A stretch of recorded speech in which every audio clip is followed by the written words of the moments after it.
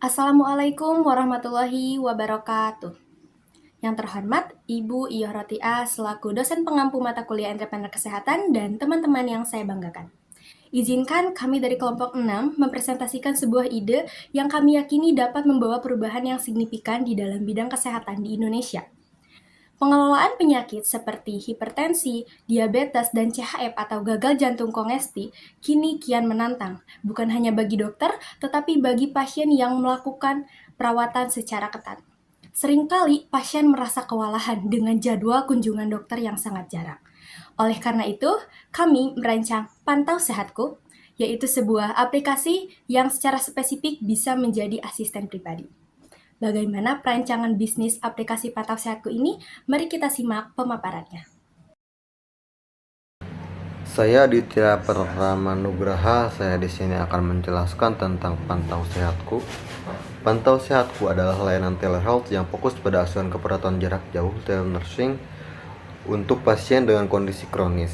Layanan ini beroperasi melalui aplikasi mobile dan web yang memungkinkan perawat terdaftar untuk memonitor data kesehatan pasien secara real time, memberikan edukasi konsultasi, dan dukungan kepatuhan pengobatan, sehingga meningkatkan kualitas hidup masyarakat dan mencegah komplikasi serta readmisi ke rumah sakit.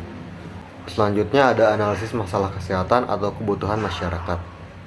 Peningkatan prevalensi penyakit kronis, DM, hipertensi, dan CHF adalah penyebab utama morbiditas dan moralitas. Pengelolaan yang buruk memicu komplikasi serius. Kebutuhan akan edukasi dan dukungan berkelanjutan. Pasien membutuhkan edukasi kesehatan yang personal dan dukungan emosional atau psikologi secara rutin untuk mengubah perilaku dan meningkatkan kepatuhan pengobatan. Aksesibilitas perawatan, kendala jarak, biaya transportasi, dan keterbatasan waktu menjadi hambatan bagi pasien, terutama di daerah terpencil atau bagi lansia untuk melakukan kunjungan rutin. Saya Anissa Amana, di sini saya akan menjelaskan layanan atau produk apa saja yang ditawarkan. Yang pertama ada monitoring real time. Jadi, aplikasi Pantau Sehatku ini sudah terintegrasi dengan perangkat wearable seperti smartwatch dan tensimeter digital. Nah, untuk apa? Untuk melacak tanda-tanda vital harian. Misalkan seperti tekanan darah, kadar gula darah, denyut jantung, dan berat badan sekalipun. Jadi nanti ketika seorang pasien itu misalkan memakai smartwatch atau tensimeter digital, nah data tersebut akan langsung terhubung ke dashboard kita yang sudah ada di aplikasi Pantau Sehatku. Yang kedua, ada sistem peringatan dini atau alert system. Jadi perawat akan menerima notifikasi jika data seorang pasien itu, misalkan tekanan darahnya melebihi batas aman yang telah ditetapkan. Yang ketiga, ada konsultasi telekeperawatan, yaitu kita menyediakan layanan chat atau video call yang sudah terjadwal sesuai kebutuhan dengan perawat penanggung jawab pasien tersebut. Yang keempat, ada care plan personal. Jadi, penyediaan rencana asuhan dan konten edukasi yang disesuaikan dengan kebutuhan dan riwayat data spesifik kesehatan pasien. Misalkan nih, tadi pasiennya menderita hipertensi. Nah, secara otomatis sistem di aplikasi Pantau Sehatku itu akan memberikan video edukasi misalkan berupa 5 latihan pernapasan atau misalkan cara menangani stres untuk mengurangi tekanan darah tinggi. Nah, seperti itu. Lalu yang selanjutnya ada analisis pasar. Nah, ini ada 3. Yang pertama itu adalah segmen pelanggan atau target pasar. Siapa aja sih target pasar atau segmen pelanggan dari aplikasi Pantau Sehatku ini? Yang pertama ada pasien end user atau B2C. Jadi individu yang berusia 45 tahun atau individu yang didiagnosa mengalami DM, hipertensi, dan CHF serta caregiver mereka. Lalu ada mitra institusi atau B2B gitu. Itu seperti rumah sakit atau klinik yang membutuhkan solusi follow up pasien kronis. Lalu yang kedua ada kompetitor. Nah, kompetitor ini ada kompetitor langsung dan kompetitor tidak langsung. Apa saja sih kompetitor langsung? Kompetitor langsung itu adalah aplikasi telemedicine atau telehealth yang lain yang menyediakan chat perawat atau dokter umum. Lalu kompetitor tidak langsungnya adalah layanan home care fisik atau klinik atau puskesmas setempat. Yang ketiga yaitu keunggulan bersaing atau value proposition. Nah, ada apa saja? Yang pertama ada spesialisasi klinis. Jadi, fokus eksklusif pada asuhan keperawatan penyakit kronis, memastikan perawat memiliki kompetensi yang mendalam di area tersebut. Lalu, ada pendekatan holistik. Jadi, menggabungkan antara teknologi alat dengan pendampingan personal atau human touch dari perawat yang kompeten gitu. Lalu selanjutnya ada mitra rujukan, jadi mampu menjadi jembatan data yang kredibel bagi dokter rujukan pasien. Saya Nia Rostini akan menjelaskan tentang business model Kanvas. Yang pertama, segmen pelanggan seperti pasien kronis, keluarga pasien, institusi kesehatan. Yang kedua, proporsi nilai seperti monitoring akurat dan real time, sistem peringatan dini, konsultasi telekeperawatan, care plan personal. Yang ketiga, saluran atau channels seperti platform digital, kemitraan B2B, media sosial atau website. Yang keempat, hubungan pelanggan seperti layanan personal, otomatisasi, komunitas online. Yang kelima, aliran pendapatan seperti biaya langganan, biaya konsultasi, biaya kemitraan. Yang keenam, sumber daya utama seperti SDM, teknologi, kekayaan intelektual. Yang ketujuh, aktivitas utama seperti pengembangan dan maintenance, manajemen klinis, pelatihan SDM. Yang kedelapan, mitra utama seperti institusi kesehatan, asosiasi profesi, tech provider, asuransi kesehatan. Yang kesembilan, struktur biaya seperti biaya SDM, biaya teknologi, biaya pemasaran, dan biaya legal. Selanjutnya, aspek hukum dan perizinan. Yang pertama, izin praktik. Memastikan semua perawat memiliki surat izin praktik atau SIPP yang berlaku. 2. Izin penyelenggaraan telehealth atau telenursing mengacu pada peraturan Menteri Kesehatan Permenkes BU terkait pelayanan telemedicine atau telehealth dan praktik.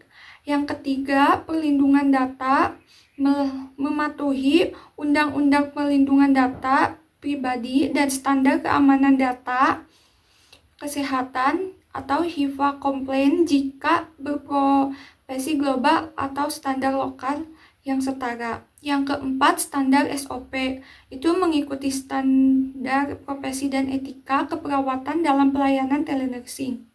Saya Pratama Rama akan menjelaskan struktur organisasi dan SDM. Posisi utama CEO atau Direktur Utama. Jumlah kebutuhan awal 1. Tanggung jawab inti menentu arah strategis dan legalitas usaha. Yang kedua, Kepala Bidang Klinis. Jumlah kebutuhan awal 1. Tanggung jawab inti mengawasi kualitas asuhan, penyusun, protokol klinis, dan pelatihan perawat. Yang berikutnya ada perawat telemonitoring, bisa disingkat dengan RN. Jumlah kebutuhan awal 1-3, tanggung jawab inti melakukan monitoring harian, konsultasi pasien, dan intervensi dini. Yang berikutnya IT developer atau maintenance. Jumlah kebutuhan awal 1 atau outsource, tanggung jawab inti pemeliharaan aplikasi, keamanan data, dan bug fixing. Yang berikutnya marketing dan customer service. Jumlah kebutuhan awal 1, pemasaran, onboarding pasien baru, dan penanganan keluhan. Perencanaan operasional SOP inti. SOP onboarding pasien, prosedur pendaftaran, penandatanganan persetujuan, instalasi aplikasi, dan penyediaan atau integrasi perangkat monitoring. Yang kedua, SOP monitoring dan escalation. Protokol standar yang mendefinisikan batas aman data klinis. Jika data terlampaui, perawat wajib melakukan kontak dalam menit dan penentuan tindakan lanjut yang berdasarkan edukasi konsultasi darurat atau rujukan ke dokter. Yang berikutnya SOP konsultasi virtual. Panduan komunikasi yang etis dan profesional selama sesi chat atau video call sesuai standar praktik keperawatan.